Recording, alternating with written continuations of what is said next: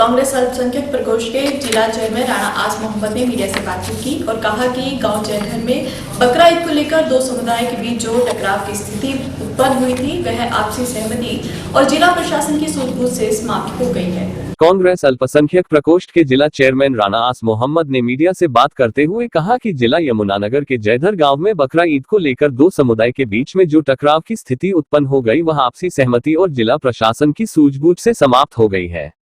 इस प्रकरण के बाद जिला पुलिस प्रशासन ने दोनों समुदायों के लोगों की एक पीस कमेटी गठित की थी, जिसमें शामिल लोगों ने भाईचारे की मिसाल कायम करते हुए इस मामले को निपटाने में विशेष भूमिका निभाई है।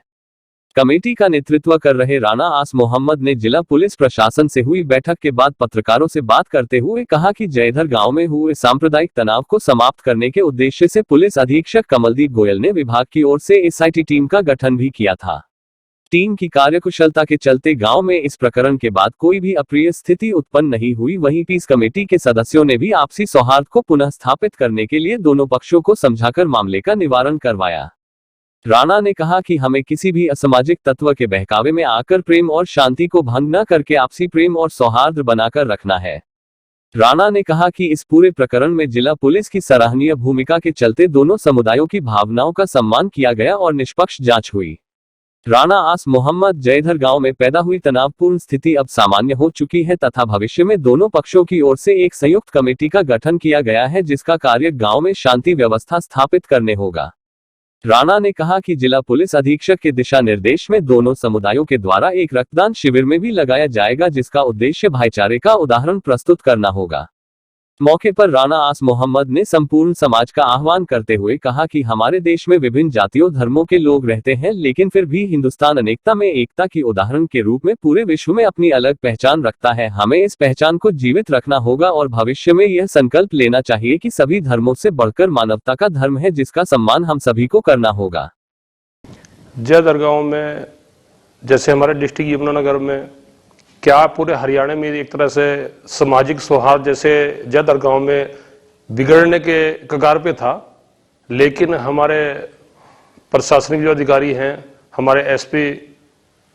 कमलदीप गोयल साहब और डीएसपी हमारे जो एसआईटी के गठित किए थे, प्रमुख थे राजेंद्र गुज्जर जी,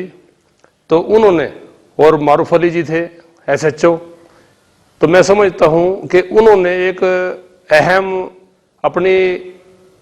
जो एक ड्यूटी होती है उससे भी ऊपर उठ के एक पंचायती काम किया है और इसको मामले को सॉर्ट आउट करने में उनका अहम योगदान रहा है। उसी तरह से हमारे इलाके से जो भी मोजीजान थे, चाहे वो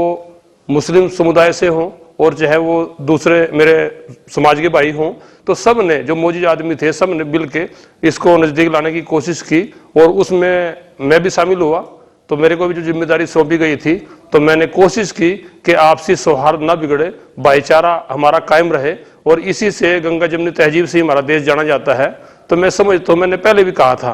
कि गांव से शहर बनता है, शहर से ही स्टेट प्रदेश बनता है, प्रदेश से देश बनता है। तो जहाँ तक मेरा मानना है कि हमारे जयधर गाँव में बिल्कुल अमन व अमान है इस वक्त में, लेकिन थोड़ा सा जैसे कुछ धाराएं हैं उस पर संज्ञान पुलिस ले रही है और जल्दी ही सारा मामला निपट जाएगा। और अभी 15 अगस्त को ब्लड डोनेशन कैंप वहां पे रखा गया है, ताकि एक तरह से ब्लड डोनेशन कैंप भी है, एक सामाजिक कार्य है, लेकिन हमारे एसपी साहब कमलदीप गोयल साहब और जो हमारे दोनों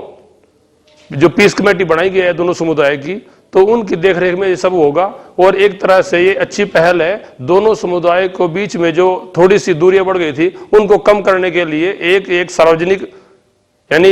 आपसी सद्भाव प्रोग्राम ये रखा गया है 15 अगस्त को ब्लड डोनेशन कैंप जयधर गांव में।